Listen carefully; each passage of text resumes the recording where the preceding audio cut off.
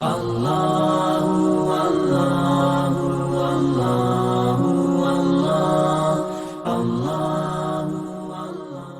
جب اہل شام نے الگ حکومت اپنی قائم کر دی، حضرت علی کے مقابلے میں اپنی حکومت کا اعلان کر دیا تحکیم کے فیصلے کے بعد، اور اس پر خوارج کی ایک جماعت بن گئی، الگ ہو گئے، جنہوں نے پھر بڑی خوفناک جنگیں کی، بڑے زمانے تک وہ مسلمانوں کو نقصان پہنچاتے رہے۔ تو تین خارجی اکٹھے ہوئے کہ جتنا فساد ہے نا اس کی جڑ ہے ایک عمرو بن عاص اور معاویہ بن ابی سفیان اور علی بن ابی طالب رضی اللہ تعالیٰ عنہ، ان تینوں کو قتل کر دو، فتنہ ختم ہو جائے گا۔ تو عمرو بن عاص اس دن آئے ہی نہیں، وہ مصر کے گورنر تھے، فجر کی نماز، تو جو ان کی جگہ آئے وہ مارے گئے، شہید ہو گئے۔ معاویہ رضی اللہ تعالیٰ عنہ پر اس نے وار کیا، لیکن وہ سر سے پھسل کے کمر پہ جا کے لگا اور کمر چھل گئی، لیکن اللہ نے زندگی بچائی۔ تو عبد الرحمن بن ملجم جس نے حضرت علی کو شہید کیا، یہ آیا ہوا تھا کوفے میں، تو لوگوں نے کہا امیر المومنین یہ اس کے ارادے اچھے نہیں نظر آتے، تو اس کو ہم پکڑ نہ لیں۔ فرمان لے گئے تو مجھے پھر اللہ کی ملاقات کیسے ملے گی؟ میں تو تم میں نہیں رہنا چاہتا، میں تو اللہ سے ملنا چاہتا ہوں۔ حضرت علی کے ساتھیوں نے بڑی بے وفائی کی، بڑی بے وفائی کی، اس لیے میں کہہ رہا ہوں مظلوم ترین ہستی۔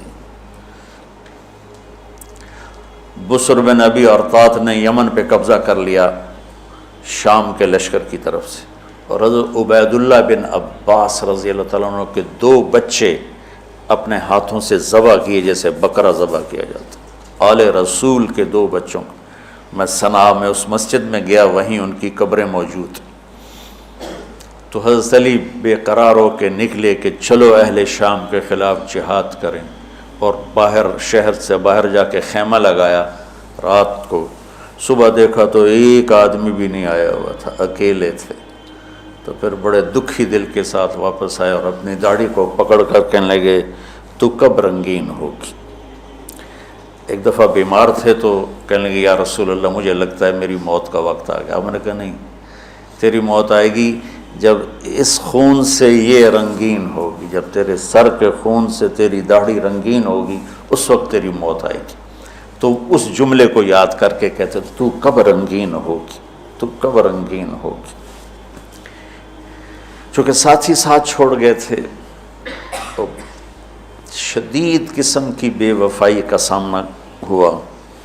پھر آگے نسل ذبح، آپ نے حضرت حسین کا کربلا تو پڑھا ہوا، لیکن میں نے جو گلدستہ اہل بیت کے بعد میں نے جب پڑھا تو جو اس کمبخت ابو جعفر منصور نے آل حسن پہ ظلم توڑے، اللہ میری ہچکی لگ گئی روتے روتے۔ تو میں اس کی تفصیل آپ کو بتا نہیں سکتا کہ مطلب ہے کہ میرا سر ساتھ نہیں دے رہا، تو ہچکی لگ گئی میری روتے روتے کہ ساری اولاد کو آخر میں پہلی دردناک سزائیں دی، دردناک سزائیں دی، اور پھر ان سب کو ایک کمرے میں بند کر کے چاروں طرف سے کمرہ ٹائٹ کر دیا، ہوا بند کر دی، گھٹ کے سارے شہید ہو گئے، اس کے تڑپ تڑپ کے سب اس میں شہید ہو گئے۔ اس لیے میں کہہ رہا ہوں سب سے مظلوم ہستی ہیں علی بن ابی طالب۔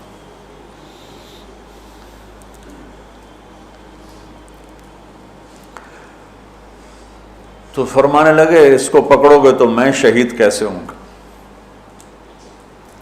پھر ایک دن دیکھا کہ لوگ گھر گوار پہرا دے رہے تھے۔ آپ نے کہا کیا کر رہے ہو؟ کہا جی وہ آپ کا خطرہ ہے، پہرا دے رہے ہیں۔ کہنے لگے کس سے دے رہے ہو؟ زمین والوں سے، آسمان والوں سے؟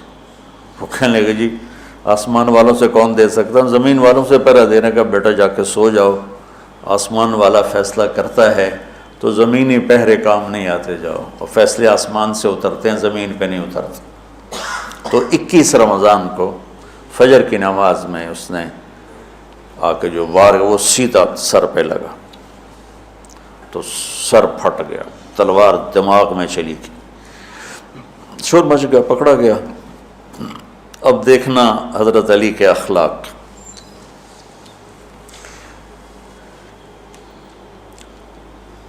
لوگ اکٹھے ہو گئے، حضرت زینب کو پتہ چلا تو وہ بھاگی بھاگی آئیں اور رونے لگی، واہ ابتا واہ ابتا۔ تو وہ کہنے لگا، وہ لوگ کو پٹی پٹی باندھنے لگے، تو وہ کہنے لگا ابن ملجم جتنی مرضی پٹیاں باندھ لو، اب یہ مر کے ہی رہے گا، اس تلوار کو 1 مہینہ زہر میں ڈبو کے رکھا ہے پھر وار کیا ہے۔ تو اس پر تو بڑے سے بڑے حلیم کو غصہ آ جانا چاہیے، وہیں اس کا قیمہ ہو جاتا۔ اور حضرت علی کیا کہہ رہے ہیں، بھائی اس کے لیے نرم بستر بچھاؤ، اس کو گرم گرم کھانا کھلاؤ، اسے ٹھنڈا ٹھنڈا پانی پلاؤ، اگر میں زندہ رہا تو میں خود فیصلہ کر لوں گا مجھے کیا کرنا ہے، اور اگر میں شہید ہو گیا تو پھر پہلی میری درخواست ہے کہ اسے معاف کر دیں، یہ بتانا چاہتا تھا، اسے معاف کر دیں، اور اگر اسے میرے بدلے میں قتل کرنا چاہو تو پھر اس کو تکلیف نہ دینا، بس ایک ہی وار سے اس کی گردن اڑا دینا، اسے تکلیف نہ دینا۔ اللہ اکبر۔ آپ پڑھیں گے نا صحابہ کی سیرت تو سب سے زیادہ فضائل حضرت علی کے، سب سے زیادہ مقام اور مرتبہ تو ویسی جیسے خلفائے راشدین، سارے صحابہ اللہ کے ہاں مغفور محبوب، ان میں سے 10 مقرب ترین ابو بکر، عمر، عثمان، علی، طلحہ، زبیر، سعد، سعید، ابو عبیدہ بن جراح اور عبد الرحمن بن عوف، پھر ان 10 میں سے 4 محبوب ترین جو خلفاء بنے، پھر جیسے ان کی خلافت کی درجہ بندی ہوئی ایسے ان کے مقام اور مرتبے کی درجہ بندی ہوئی، لیکن فضائل سب سے زیادہ حضرت علی کے ملتے ہیں۔ اور یہ ایک فضیلت جو حضرت علی کو اللہ کے نبی نے سنائی، ہاتھ پکڑ کر یوں اپنے سینے کے قریب لگا کے فرمایا، اَتَرْضَىٰ أَن يَكُونَ مَنزِلُكَ مُقَابِلَ مَنزِلِي فِي الْجَنَّةِ، علی تو راضی ہے جنت میں تیرا گھر میرے گھر کے سامنے ہوگا۔ تو حضرت علی رونے لگے کہ نہیں حضرت میں راضی، میں راضی۔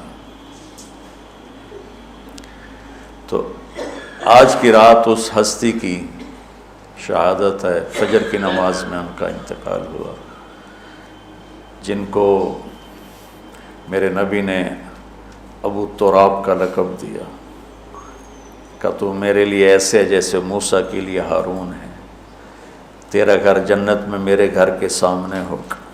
پھر آپ نے اپنی بیٹی فاطمہ سے کہا، فاطمہ تو میں یہ دونوں، حسن حسین، اور یہ جو سویا ہوا ہے، حضرت علی جاگے نہیں، وہ سوئے ہوئے تھے، یہ جو سویا ہوا ہے ہم پانچوں آخرت میں ایک ہی جگہ پر ہوں گے، اکٹھے ہوں گے۔ تو یہ بڑے درجے کے صحابہ میں، اور اللہ کی قدرت ہے کہ اللہ نے کسی خالص ہاشمی کو حکومت نہیں دی، کامیاب نہیں ہونے دی۔ بنو عباس بھی اہل بیت ہیں لیکن ذرا دور سے، ان کے 35 حکمران آئے، 35 میں سوائے ایک کے سب کی مائیں ہاشمی نہیں تھی۔ پہلے ہاشمی خلیفہ بنے حضرت علی، والد کی طرف سے بھی والدہ کی طرف سے، اور وہ کہتے تھے تو کب رنگین ہوگی، اور موت مانگتے مانگتے یہاں تک کہ شہید ہو کے چلے گئے اور دکھوں بھری زندگی گزار۔